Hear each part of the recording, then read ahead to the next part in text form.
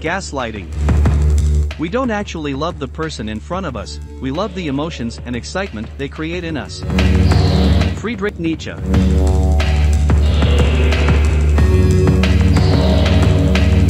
Everyone has a reality that they believe about any subject.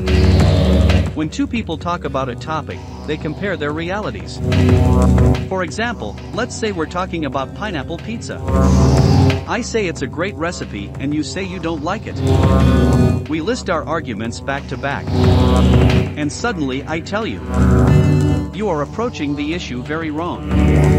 Actually, your problem is not pineapple or pizza. You can't accept that things you don't like are being liked by others. You are very radical in your views. And that sounds very rude. This thing I do is called gaslighting. It is considered one of the most effective and cruelest methods of manipulation. It takes its name from the 1944 movie Gaslight. The reason is that in the film a man convinces his wife that he is crazy. And the method he uses to do this is of course the method we're talking about. Why is this method so powerful? Going back to the beginning, we can emphasize again that everyone has a reality on any subject. The gaslighting method is based on denying these realities. In other words, it turns your reality upside down. While doing this, he strikes from the most unexpected place. If you pay attention to the pizza example, you will see that the manipulator forgot about the pizza for a moment and attacked your thoughts and actions directly. This is the most commonly used method of manipulation. We can also call this misdirection. Because if I keep talking to you about pizza, I'm not going to win. And we will remain on two separate fronts until the end. So I have to draw your attention to a place where I can win. It will be you, of course. Because the goal is to break your ego. This is step 1 of gaslighting. Some people just think about winning in this type of conflict. It doesn't matter to them anymore whether the pizza has pineapple or not. Simply winning. Therefore, they can do anything to make you step back. They start by destroying your self-esteem. As we said in our first lesson, they start creating confusion in your mind by suddenly pulling the topic from pizza to you. You can watch my video about confusion by clicking on the card above. This is also preparation for the next step. The next step is to take you out of your reality into an alternate false world, where your actions mean something else. This is the second step. Step 3. The manipulator sums up what he says in one word. Let's call this word parasite.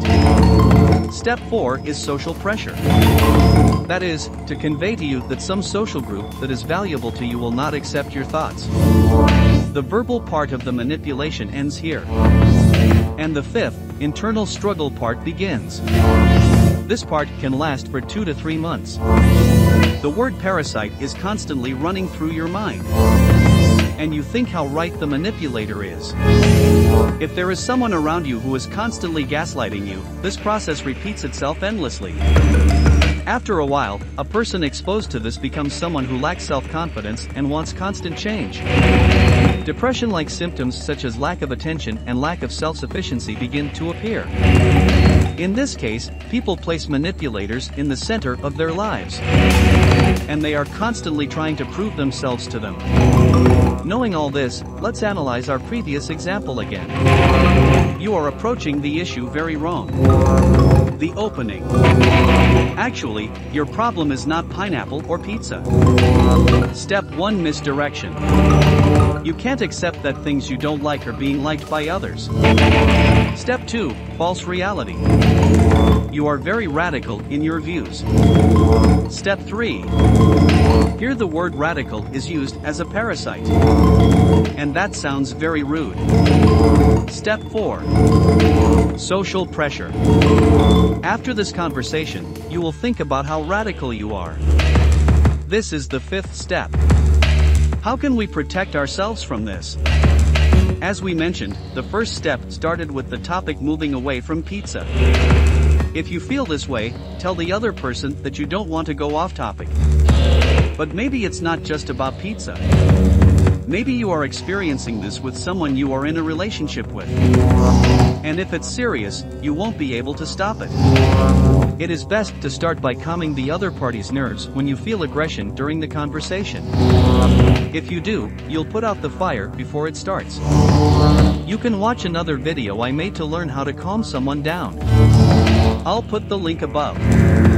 If there's a part you don't understand, mention it in the comments section. Don't forget to subscribe to the channel and like the video. For now.